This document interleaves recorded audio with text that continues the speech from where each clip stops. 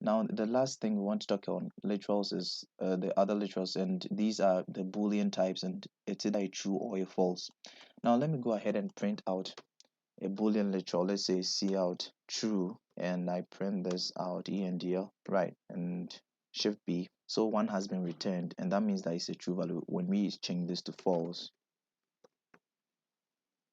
we get to 0, right? So all these might not be so much necessary to program efficiently, but I feel they are necessary that we know them, because when you want to read another person's program and another person's code, and he or she uses certain things, it will be good if you have knowledge of those things as well. So that's why I found it useful that you guys should be informed as well.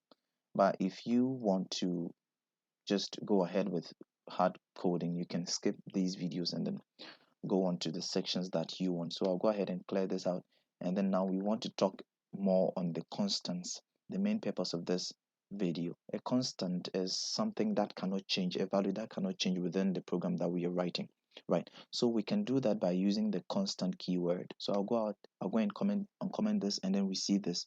Now the constant, this is the constant keyword, const. It means constant, and then you declare the data type, and then the identifier will then, you then equate it to the value. And you might have realized that all this is the format for writing a variable. So the only difference is that we are adding the constant keyword in front of a variable. So let's comment this out and see what it means. So to illustrate this concept, I would want to find the area of a circle so that you guys would understand better, because there's a constant being used over there, which is the pi. So let's say the area of a circle, and we have a constant over there, const. It's a double because it is a decimal, and we want to call it pi, and want to equate it to 3.14.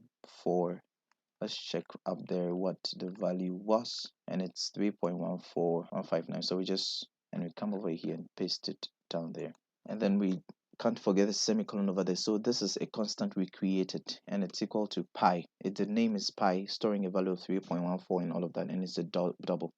I hope you get this syntax right. Now the next thing we want to do is to give our circle a radius, and the radius is going to be of a data type. This is not going to be a constant because the radius of a circle is not constant. Even though of a particular circle the radius can be constant, let's just have the general picture that radius of a circle can change, but pi can never change, right? So pi is always the same. So we want to create a variable to store this radius, and it's going to be a double also, and want to call this radius, let's say radius, and it's equal to, let's just say 6.0, right? 6.0. And then how do we find the area of a circle? So let's go ahead and then introduce a third variable, which is going to be called a double, right? And this is going to be called area, right? So we have declared it without passing in any value, without initializing it. Now we come down and initialize it. So what the area is going to be equal to pi r squared, right? So pi times radius with a semicolon.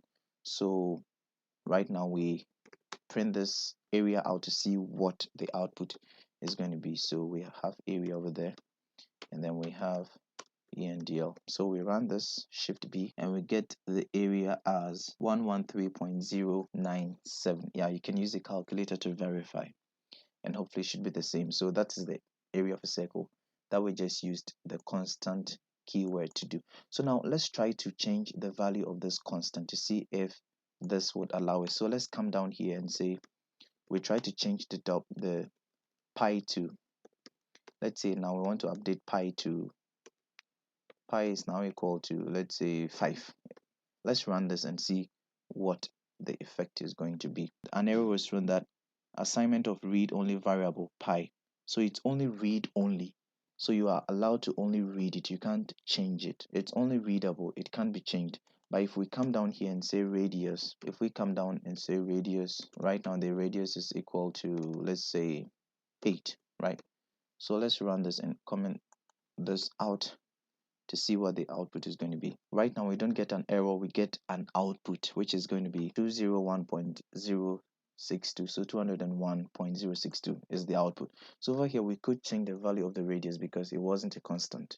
So let's say I want to find the area of a circle with radius 8, area of a circle with radius 7. You can keep changing the radius and running this code to get the different areas that you want. But then the pi would always be the same. It's a constant that we created within this program, right? So let's go ahead and explain further with another example. So I'll go ahead and comment this out. Right, so over here we want to find the number of boys given a constant ratio. So let's say that in a particular country, this is quite theoretical. In a particular country, the ratio of boys to girls in a school is always 1 boy to 5 girls in every school, even though this is not practically possible. But let's just take it as such for the sake of this example. So we want to create a constant for this ratio since it is the same in every school in the country, right? So constant, and it's going to be of data type double. We can say float, it really doesn't matter. We can say a long double depending on how much memory we want to allocate. So let's just say constant double, and we have ratio. Ratio is equal to 0.2. That's 1 divided 5 is 0.2, right? So this is the ratio. Now you can see over here that the ratio has been highlighted. It has been made a different color. So let's just change this because that's a keyword. So let's change it to capital R so that we have ratio. And now we have it as such. So right now it's black, and that is our constant. It's not a keyword. The ratio was a keyword, so we have to change it. Now we want to, so given the ratio, we should have the number of girls in the school so that we can find the number of boys. So let's say integer girls, or let's say num girls is equal to 500, right? So the number of girls in a particular school is 500, and we know the ratio of boys to girls is going to be 0.2. Now we create a third variable called num boys, and this, let's just initialize it without doing anything, right? So we now want to find the number of boys, right? Number of boys.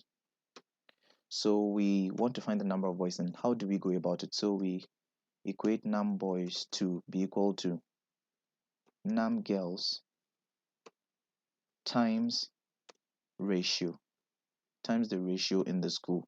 So that will give us the number of boys in the school. Let's go ahead and print this out. Num boys, and we can just end it over here because we will not be expecting a second line. And so we have 100 being output. Let's see this clearly by putting this over here, piece of code. So we can say the string boys equals that, right? So what this will do is it will print out the string, and then after that it will print out the number of boys. So let's go ahead and run this to see the output, and we see boys semicolon is 100. So that means the number of boys is 100, right? So that is another application of a constant ratio, a constant in our program. So you can go ahead and then think of other ways to do it using a constant. So you have several constants in mathematics and all of that, and you can create programs with them and then write out formulas for them and change certain values. And so let's say now, right now, we go to a second school and the number of girls is this, right? Let's say the number of girls is this number.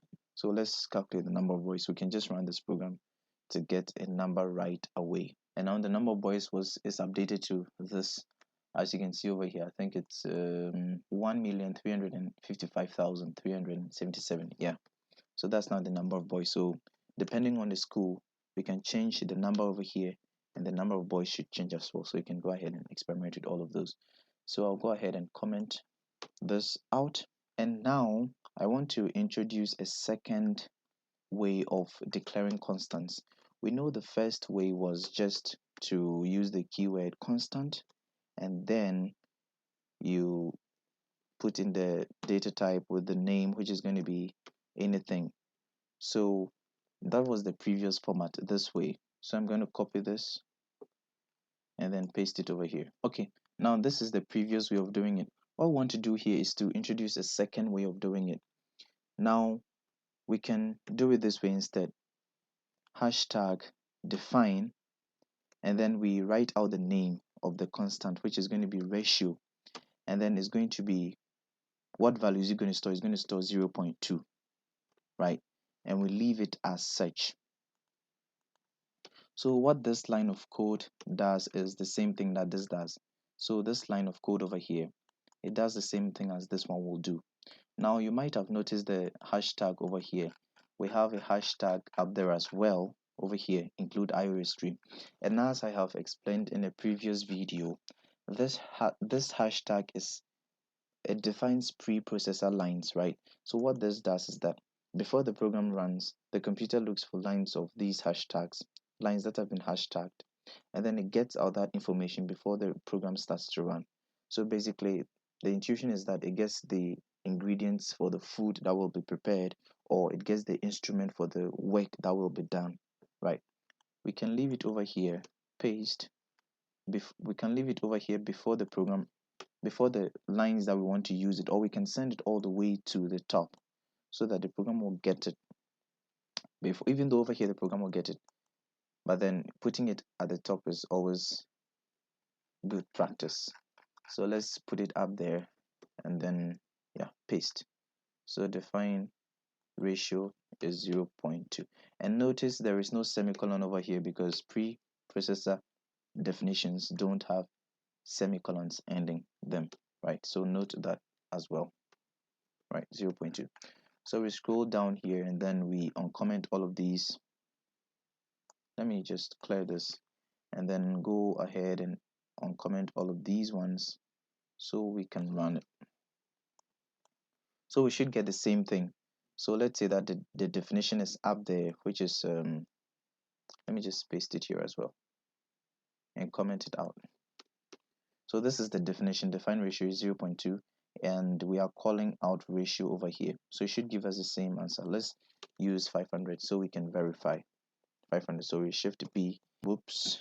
Error, expected unqualified ID before numeric constant. Okay, so what I did over here is that I have a second declaration. So this should not come since we have used this line of code over here. Since we have used this line of code, define ratio is 0.2, we can't use this one over here. So this one was active. So right now I've commented it out, and let's run this line of code to see the output. Right, so now it runs smoothly and we have 100 boys for 500 girls. Right, so this is running as well. So that's the second way of defining constants by using the preprocessor definitions. Right, another application that I want to introduce is, let me just go ahead and comment all of these ones out.